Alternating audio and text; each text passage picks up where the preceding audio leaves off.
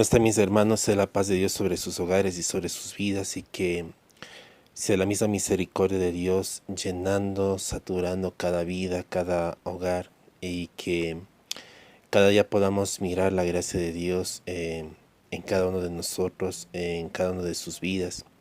Sea bienvenido en esta mañana, este tiempo delante del Señor. Damos gracias a Dios porque nos da la oportunidad de vida, porque delante de su presencia estamos y por su misericordia somos sostenidos.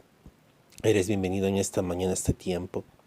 Vamos a entregar este tiempo delante del Señor en oración para que sea Dios haciendo la obra y Dios hablando, tomando mi vida, tomando este tiempo para que sea su nombre glorificado.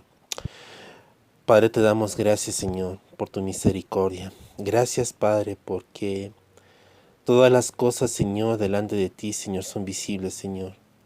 Y gracias porque estamos delante de ti, Padre, por causa de la sangre de Jesús. No tenemos méritos de nosotros, Señor, ni lo tendremos, Padre, todo viene de ti. Gracias por acercarnos por medio de la sangre de Jesús. Que nuestras bocas, Señor, aprendan a abrirse en adoración y en alabanza, reconociendo que toda obra es tuya. Quita todo orgullo, quita toda altivez, toda soberbia oculta del corazón nuestro, Señor. Límpianos, Señor. Destruye lo que no es tuyo en nuestras vidas. Desliga todo lo que, Padre, no está glorificando, Señor, Dios Todopoderoso en nosotros, Señor, a tu nombre. Padre, que seamos tuyos por completo, papá. Tú ya lo diste todo en la cruz, tú ya nos salvaste, tú ya nos sellaste para ti. Pero tú estás cumpliendo una obra, Señor, santificadora en tu pueblo, en tu iglesia.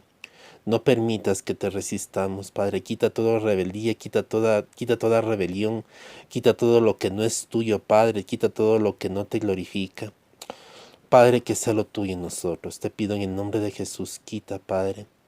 Aún, Señor, toda duda, toda incredulidad, toda aferrarse al mundo, Padre, que sea lo tuyo en nosotros. Padre, enséñanos a estar pendientes y atentos a lo que sucede, Señor.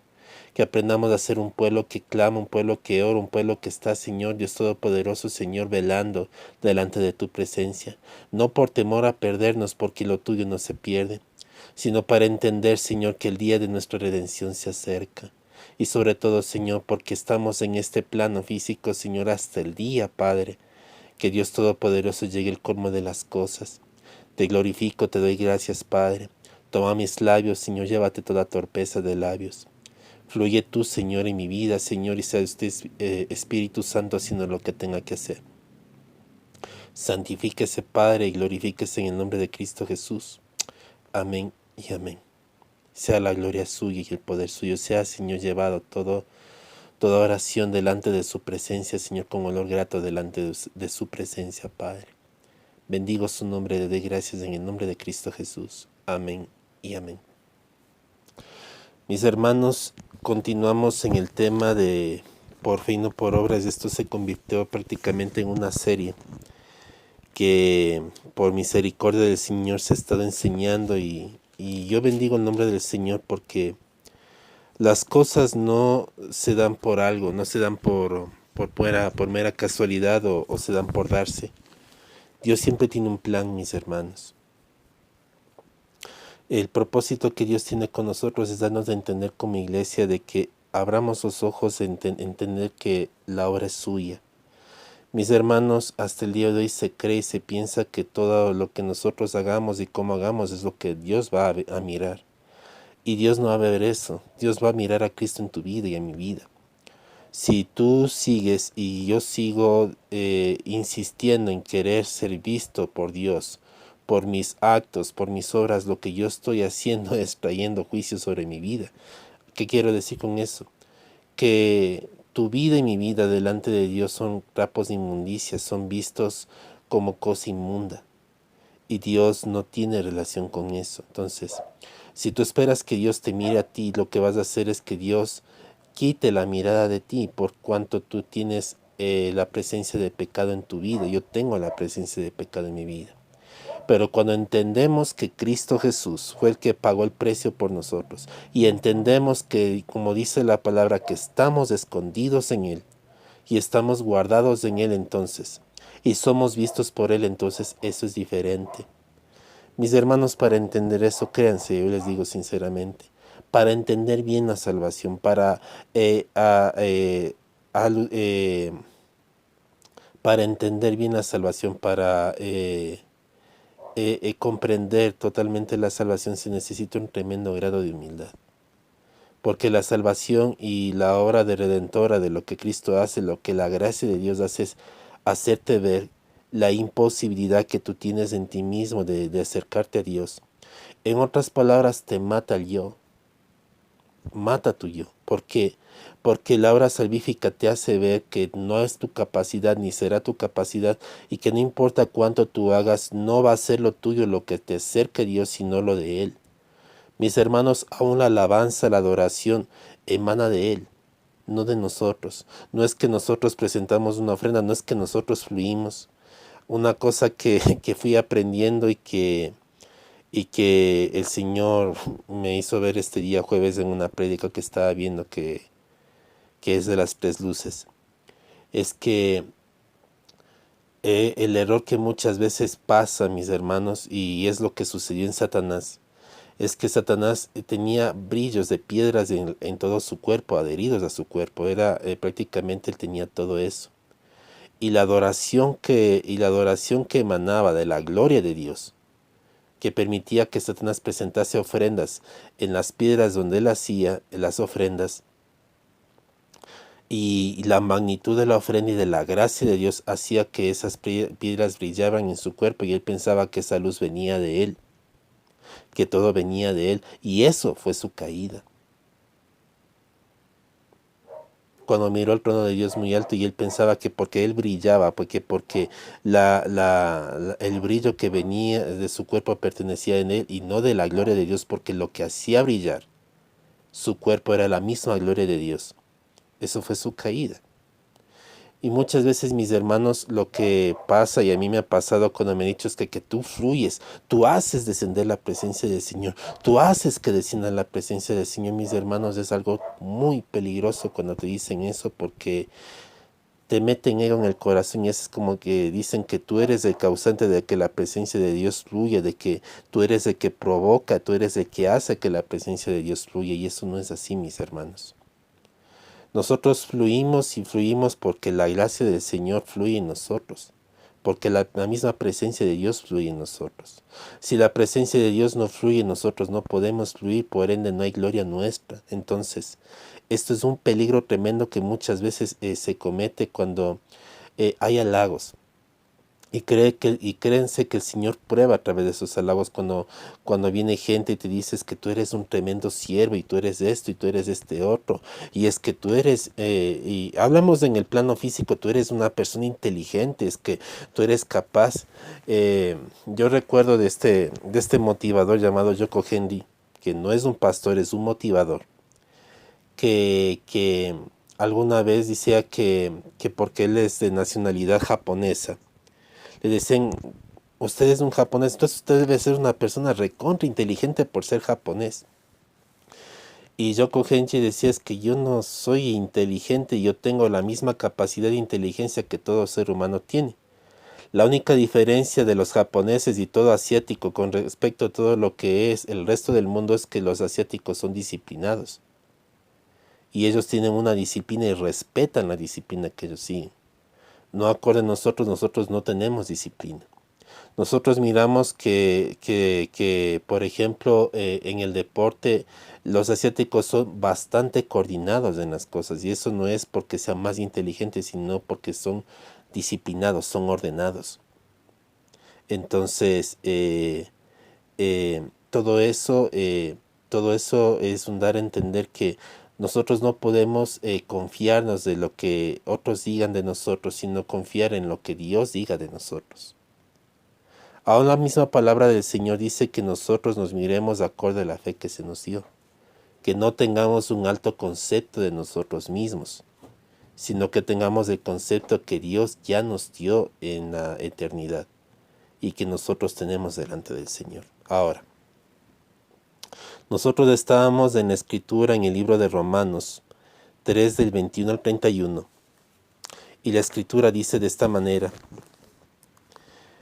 pero ahora aparte de la ley se ha manifestado la justicia de Dios, testificada por la ley, y por los profetas la justicia de Dios por medio de la fe en Jesucristo, para todos los que creen en Él, porque no hay diferencia, por cuanto todos pecaron y están destituidos de la gloria de Dios, y siendo justificados gratuitamente por la gracia mediante la redención que es en Cristo Jesús, a quien Dios puso como propiciación por medio de la fe en su sangre, para manifestar su justicia, a causa de haber pasado por alto en su paciencia los pecados pasados, con la mira de manifestar en este tiempo su justicia, a fin de que Él sea el justo, y que Él justifica el que justifica al que es de la fe en Jesús.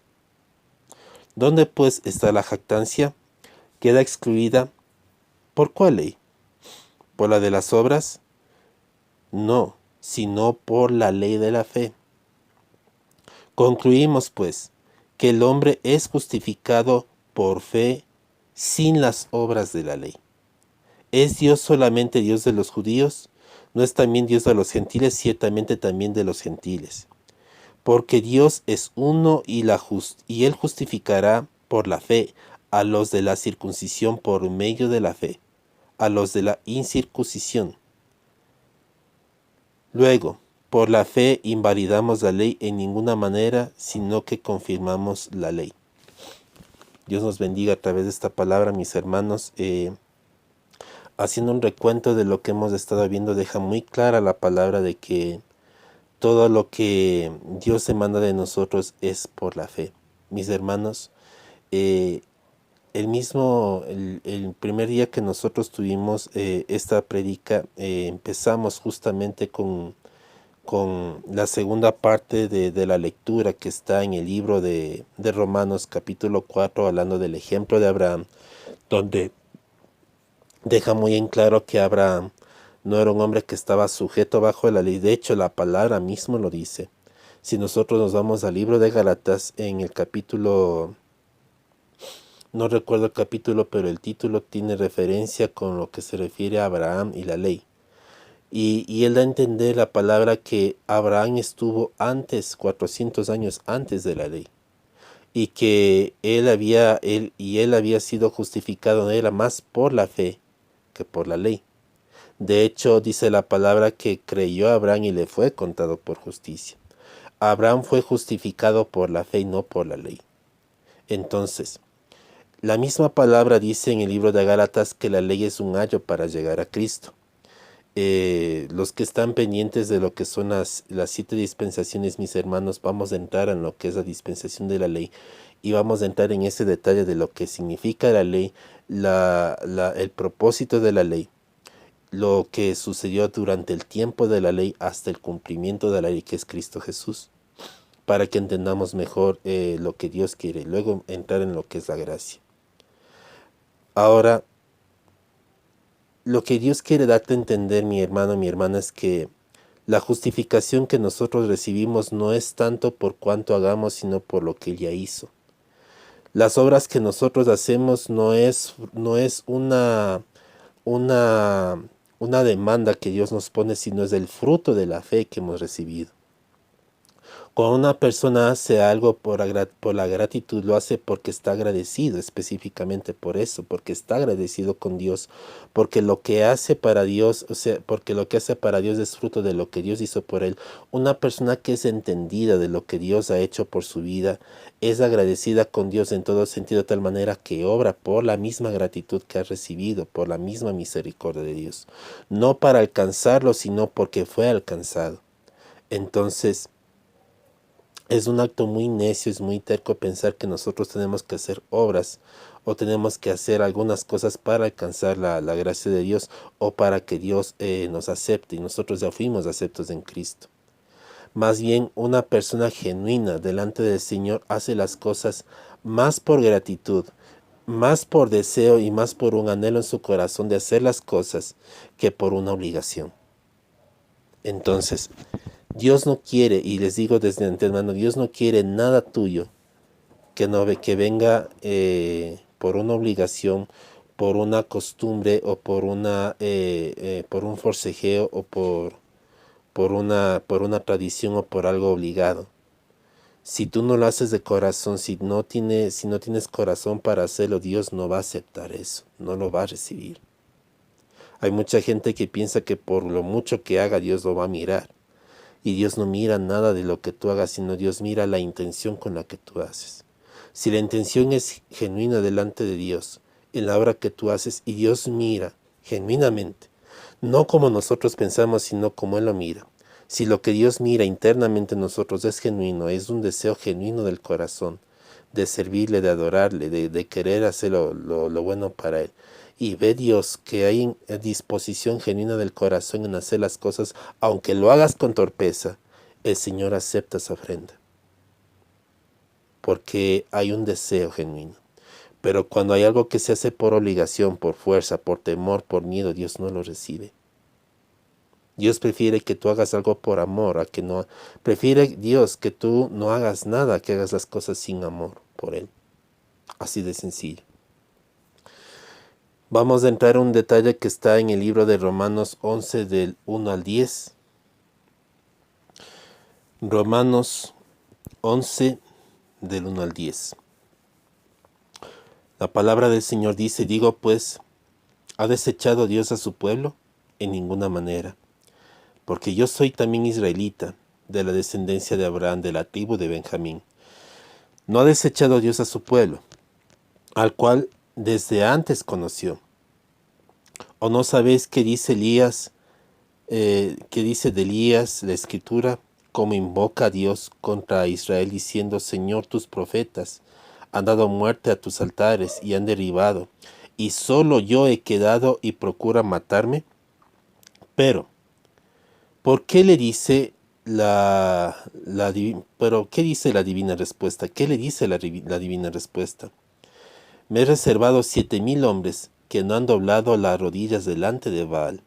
Así también, aún en este tiempo, ha quedado un remanente escogido por gracia. Y atención lo que dice el siguiente pasaje.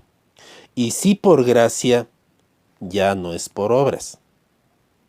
De otra manera, la gracia ya no es gracia. Y si por obras, ya no es gracia. De otra manera, la obra ya no es obra. ¿Qué pues?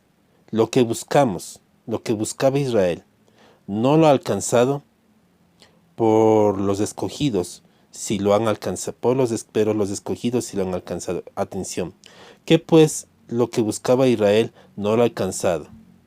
Pero los escogidos, los sellados de Dios, los escogidos antes de la fundación del mundo, los hijos de Dios, escogidos por la gracia de Dios, sí la han alcanzado, y los demás fueron endurecidos.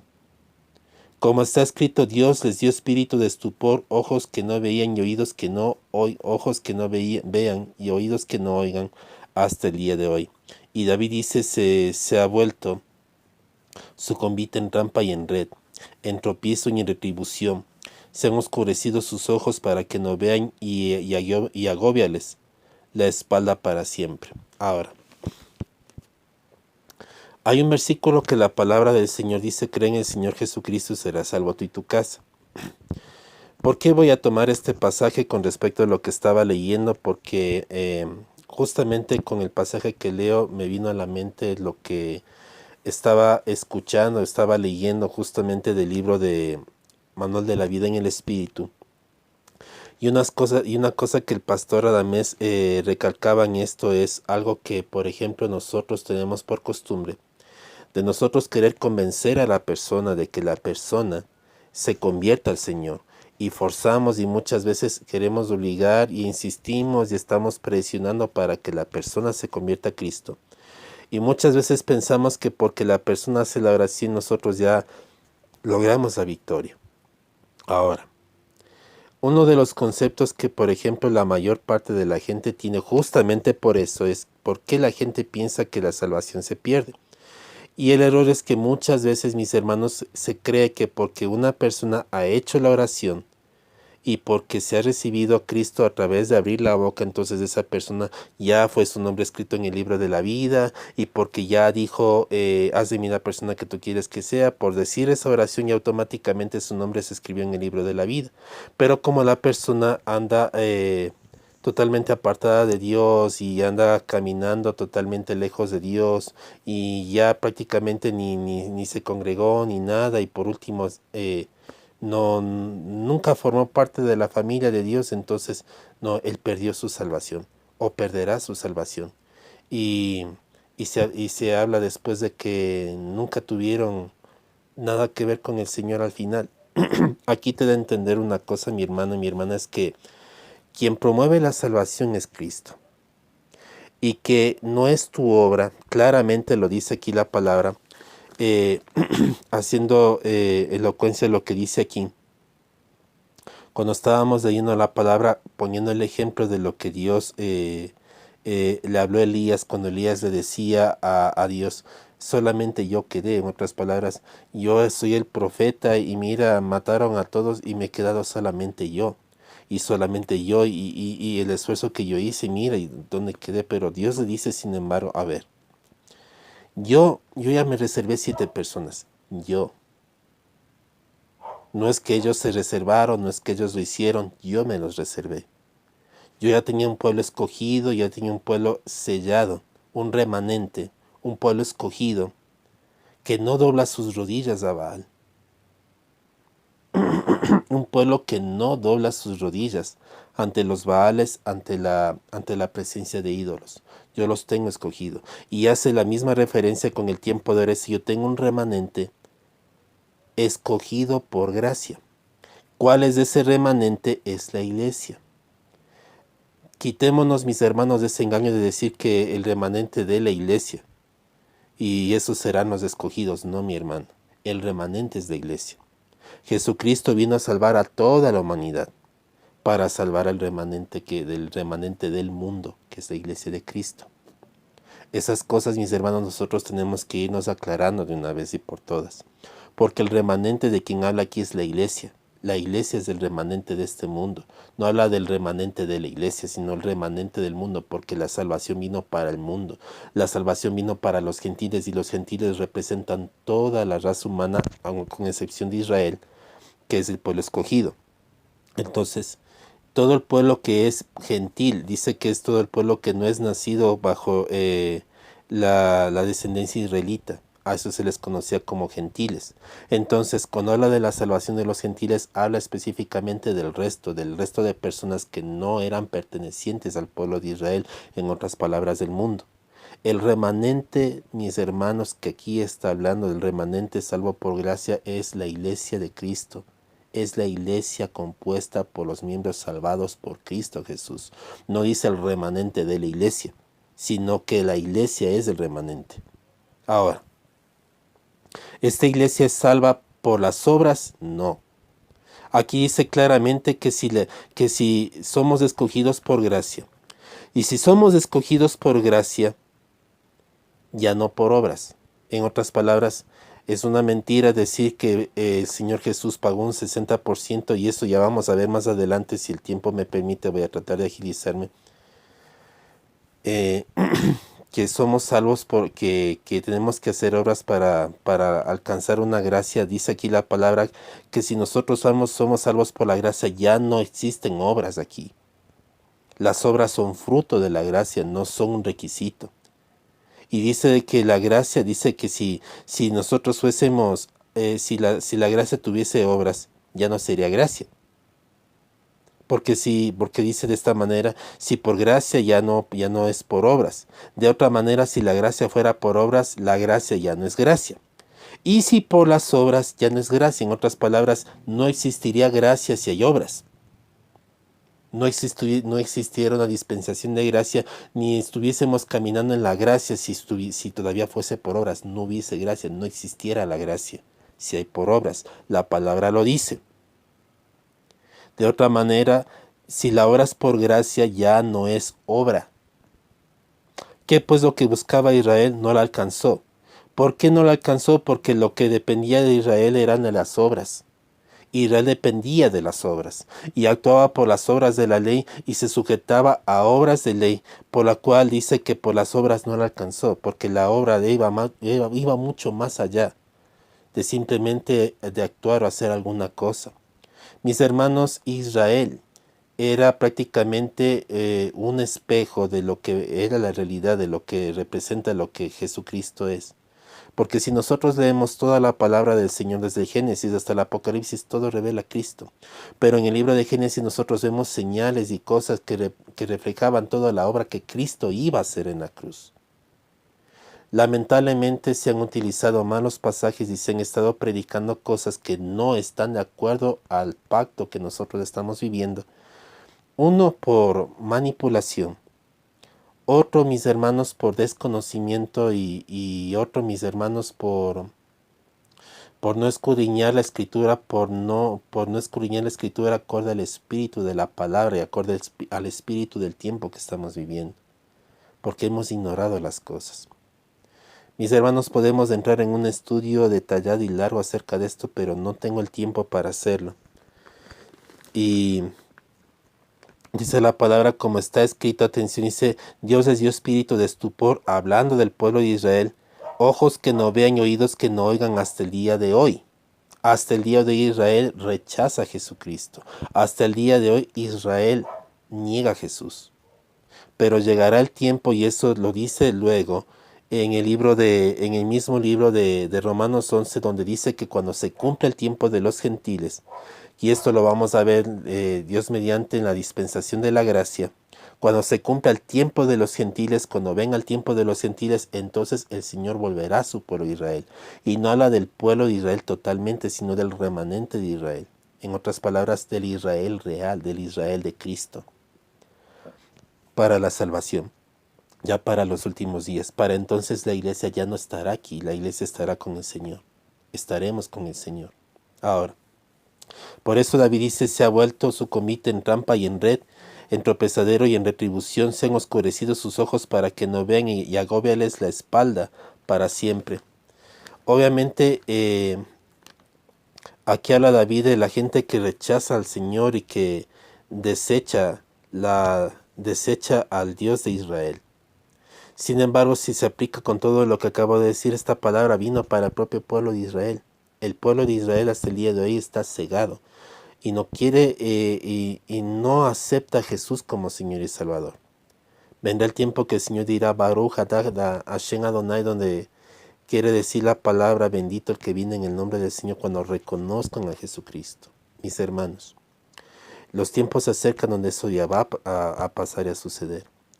Y quiero decirte con eso, mi hermano, que esto no es para poner miedo ni temor, sino es que si no estás preparado te quedas. Mi hermano, si tú eres de la iglesia de Cristo y tú perteneces a la iglesia de Dios, tú eres ese remanente escogido por la gracia del Señor. El día que Cristo venga, tú te vas con Él.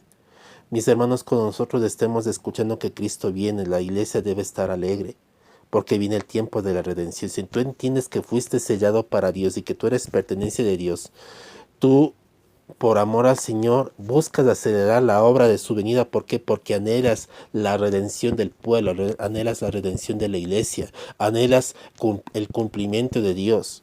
No es porque si no lo haces te quedas, mis hermanos. Dios nos quite esa mentalidad que nos hace tanto daño a la iglesia de Cristo. Nos hace un tremendo daño. Los lastima. Nos está apartando de la verdad de Dios y nos quita la paz que Dios nos ha dado. Justamente hablando de lo del pueblo de Israel, vamos a entrar un poco de Deuteronomio y luego ya para terminar la palabra, por el tiempo, mis hermanos, en el libro de Deuteronomio, en Colosenses 2 del 1 al 23. Pero primero vamos a Deuteronomio 7 del 6 al 11.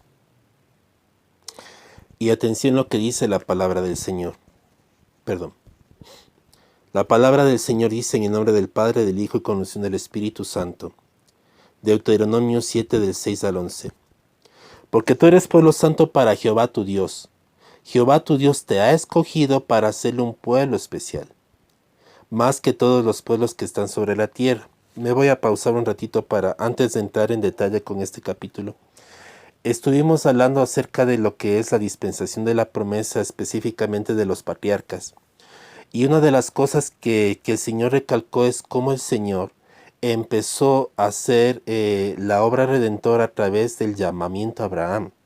Entonces, nosotros miramos que en las tres primeras dispensaciones, los que han estado mirando los videos, la dispensación de la inocencia, el hombre se apartó de Dios, pecó en contra de Dios, porque la inocencia hablaba de que el pecado, lo que era el bien y el mal, estaba en las manos de Dios. Al momento del hombre haber tomado del fruto prohibido y llegar a tener el conocimiento del bien y del mal, la responsabilidad de lo bueno y de lo malo cayó sobre el hombre. Entonces el hombre es responsable de lo bueno y de lo malo. El hombre, como ya es consciente de lo bueno y lo malo, es responsable de sus actos. Ahí es donde entramos a la dispensación de la conciencia. Entonces, aún en la dispensación de la conciencia, siendo que el hombre conocía lo bueno y lo malo, el hombre no estaba en la capacidad de hacer lo bueno porque su naturaleza era caída. Y el hombre iba de continuo a lo malo hasta el punto que vino el diluvio. Y vemos cómo en consecuencia el hombre no estaba en la capacidad de acercarse a Dios.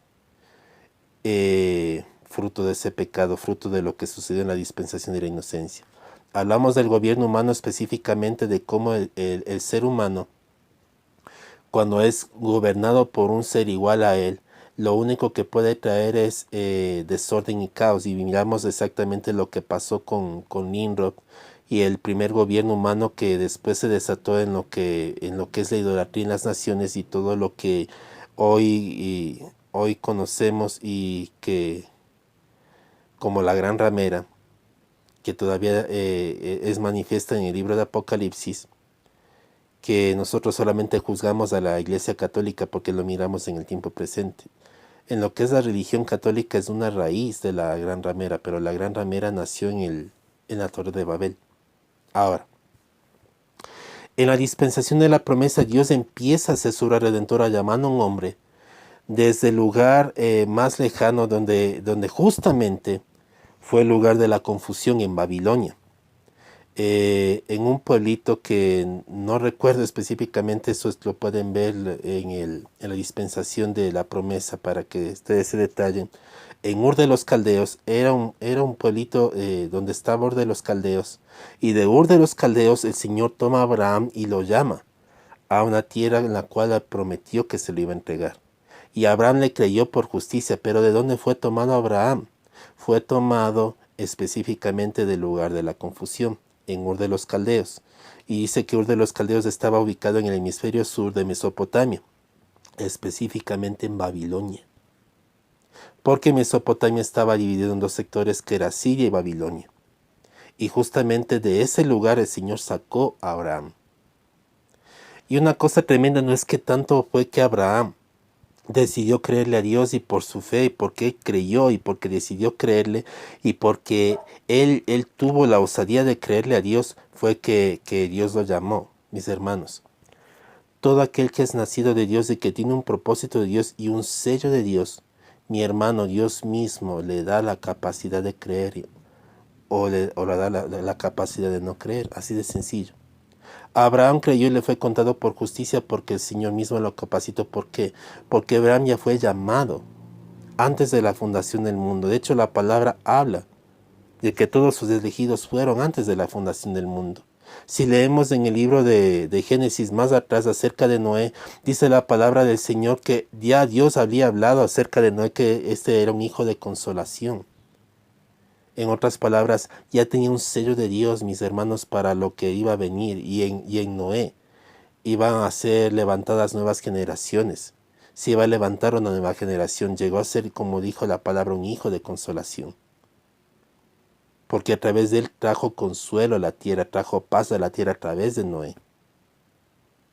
Y en Noé vino el juicio sobre el resto de naciones.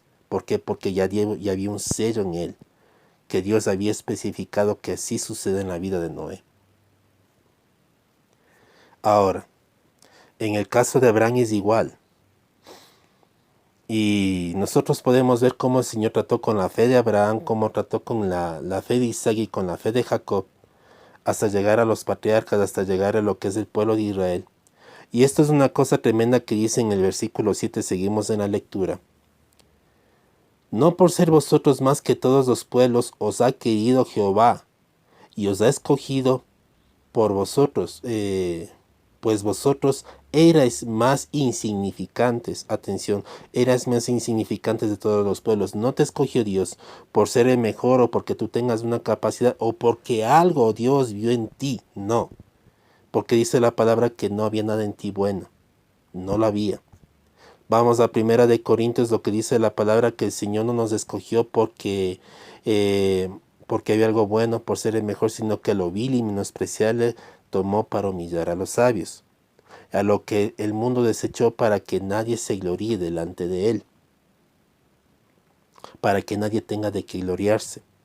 El libro de Efesios 2, 8, 9 dice, por gracia sois salvos por medio de la fe y esto no de vosotros, pues esto es don de Dios. Y el versículo 10 dice, no por obras para que nadie se gloríe. La elección de Dios no depende de ti ni depende de mí, depende de Él. La elección vino desde la eternidad. Ya tú estás en los caminos del Señor y ya tú estás obrando. Y tú dirás, ¿y qué pasa entonces con la hora de la predicación? La predicación tiene dos funciones. La primera es alcanzar a los que son llamados para salvación. Y la segunda es para testimonio a aquellos que rechazan la fe en Cristo Jesús, porque va a venir un juicio. Y mis hermanos, nadie va a poder estar justificado delante del Señor el día y la hora que Jesucristo venga, porque se mostrará una pantalla el día y la hora que la gente le fue predicada la palabra y que ellos rechacen la palabra de Dios. Aún la misma palabra te dice y te das a entender que si bien el Señor, y esto lo leímos en Romanos 11, que si bien el Señor en su remanente, en sus hijos, dio el espíritu, dio el soplo de su espíritu para darte vida, antes de que tú escogieses a Cristo, tú ya tenías un sello de parte del Señor, tú tenías su soplo. De tal manera que cuando el Señor vino, habló a tu vida, el Señor primeramente te dio un nacimiento, primeramente te hace nacer. Porque si Dios no te engendra, no te hace nacer de nuevo, tú no le puedes recibir a Él y mucho menos vas a poder caminar, no te vas a poder arrepentir, no te vas a poder convertir si primeramente no has nacido. No es al revés, que primero te arrepientes y te conviertes para nacer de nuevo, no. Fruto del nacer de nuevo es el arrepentimiento, la conversión, y fruto del nacer de nuevo, mis hermanos, es también el caminar con el Señor, es estar en la presencia de Dios. El fruto de nacer de nuevo. Y el fruto de nacer de nuevo también es el cambio constante que nosotros recibimos, no por causa de que debemos cambiar, sino por causa de la obra de Dios que nos va cambiando día a día.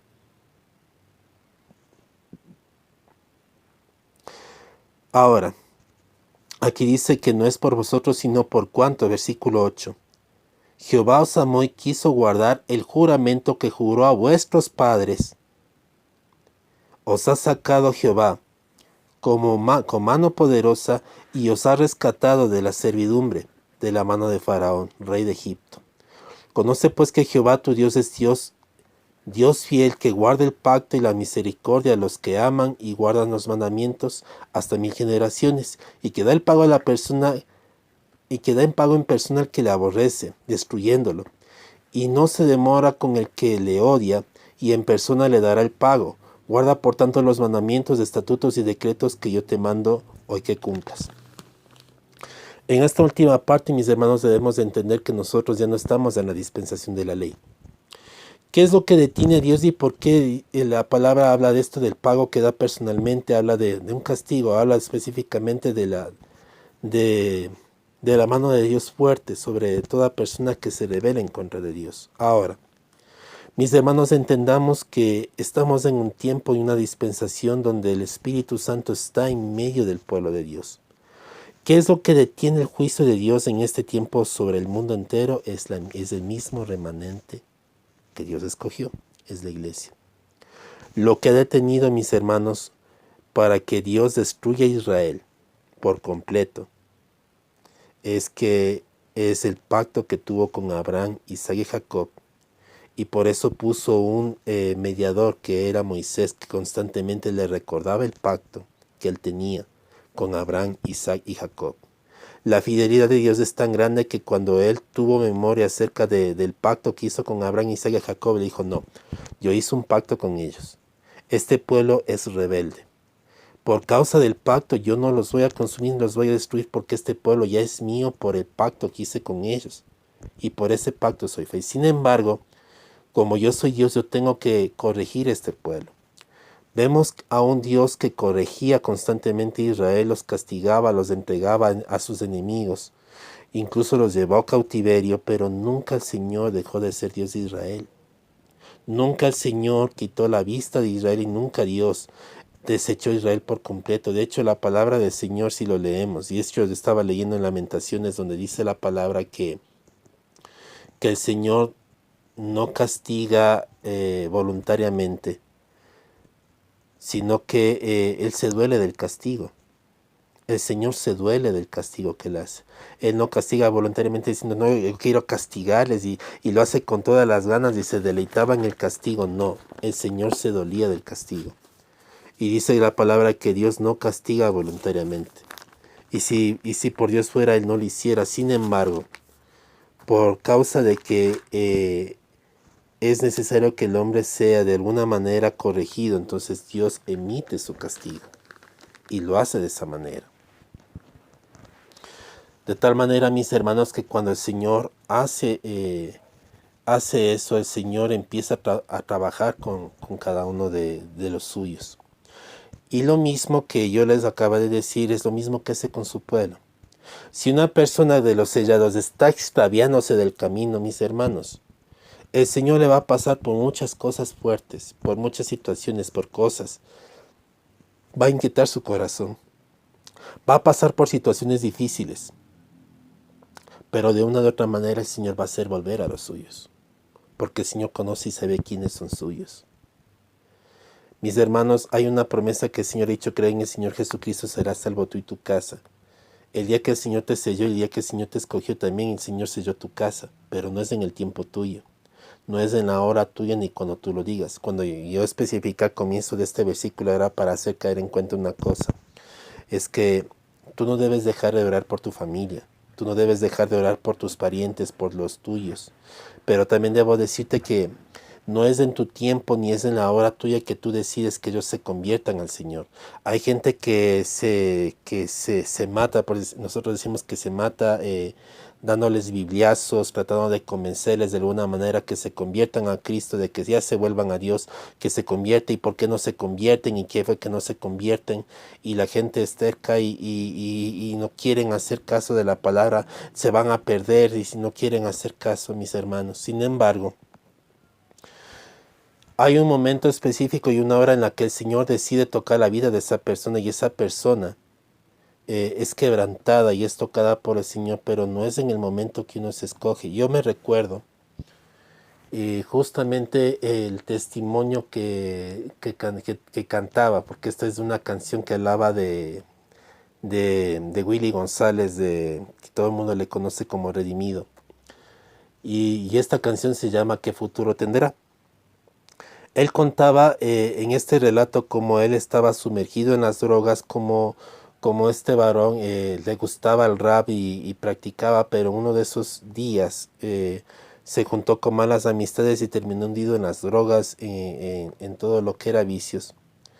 Pero de repente dice que alguien solamente le dio una palabra, y esa palabra decía: venid a mí los que estáis cargados, trabajados y cargados, que yo os haré descansar.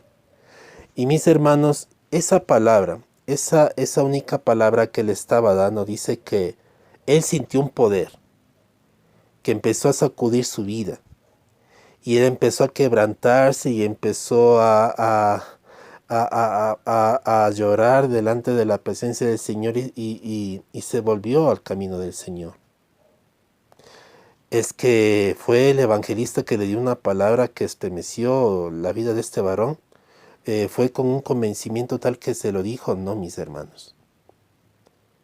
Fue que en ese momento y en esa hora el Señor sabía que ese era el tiempo y la hora en el que este varón se iba a convertir y volverse al Señor, y que el Señor lo iba a tomar a él para hacer la obra del Señor. Es un ejemplo de cómo el Señor hace con sus hijos. Hay un momento y una hora específica en el que el Señor va a obrar en esa vida. No es en tu tiempo, no es en mi tiempo, no es cuando yo quiera, no es porque yo quiera, no es porque yo les he predicado, no es por tus rodillas, mis hermanos, porque a veces pensamos que es porque mucho he orado por Él o mucho he estado clamando por Él que el Señor ha hecho. No, mi hermano. Es porque el Señor en el tiempo, en la hora específica, porque todo es en el tiempo de Dios, el Señor se movió para actuar a favor de esa persona. Claro, Él usa tus oraciones, Él usa tu clamor, mis hermanos, porque si el Espíritu mismo no te mueve a estar orando por esa persona, entonces nada sirve. Si el mismo Espíritu Santo no te mueve a clamar por esa persona, de nada vale. Todo lo hace el Señor. Y toda obra la hace el Espíritu Santo para la gloria del Señor. Y yo bendigo el nombre del Señor por eso. Por lo que el Señor hace y por lo que el Señor por lo que el Señor sigue haciendo. Quiero terminar, mis hermanos, con el pasaje que está en el libro de Colosenses 2. El capítulo es desde el versículo 8 hasta el 23. Con esto termino el mensaje, mis hermanos. Dice pues, mirad que nadie os engañe por medio de filosofías huecas y huecas sutilezas, según las tradiciones de hombres, conforme a los rudimentos del mundo y no según Cristo. Y vamos a poner atención a lo que la palabra del Señor dice aquí, porque esto es algo muy profundo. Porque el que habita corporalmente, porque en él habita corporalmente toda plenitud de la deidad. Y vosotros estáis completos en él. Ya tú y yo estamos completos en Cristo. La obra de Dios fue completa. No hubo un 50%, no hubo un 60%, la obra fue completa. Dice, fue completa en él, que es la principado y potestad. En él también fuisteis circuncidados con circuncisión, no hecha de manos, al echar de vosotros el cuerpo pecaminoso carnal, no hecho de manos, no por tus obras, no por lo que tú hagas, no por una circuncisión de cortar el prepucio, sino, dice aquí la palabra, en la circuncisión de Cristo, en la circuncisión de Cristo, en la muerte de Él, sepultados con Él en el bautismo, en el cual fuisteis también resucitados con Él, mediante la fe en el poder de Dios, que le levantó de los muertos. Y a vosotros, estando muertos en delitos y pecados, perdón, y a vosotros, estando muertos en pecados y en la incircuncisión de vuestra carne, os dio vida juntamente con Él, perdonándoos todos, no algunos, todos los pecados, anulando, atención, anulando el acta de decretos que había contra vosotros, contra nosotros, que nos era contraria, quitándolo del medio y clavándolo en la cruz, y despojando de los principados y a las potestades los exhibió públicamente, triunfando sobre ellos en la cruz. Por tanto, nadie os engañe, nadie os juzgue en comida, en bebida, los que saben decirnos que no te pintes, no te hagas, que no hagas esto, que si te pones falda larga, que si te pones falda corta, que si usas pantalón, que si haces esto, que si haces este otro. O en cuanto a días de fiesta, lunas nuevas, o días de reposo, o en otras palabras, refiriéndose a las tradiciones. Todo lo cual es sombra de lo que ha de venir, pero el cuerpo es de Cristo. Cuando dice todo lo que es una sombra de lo que ha de venir, o sea, se refiere específicamente a la obra redentora de Jesús. Todos estos eran señales, todos estos eran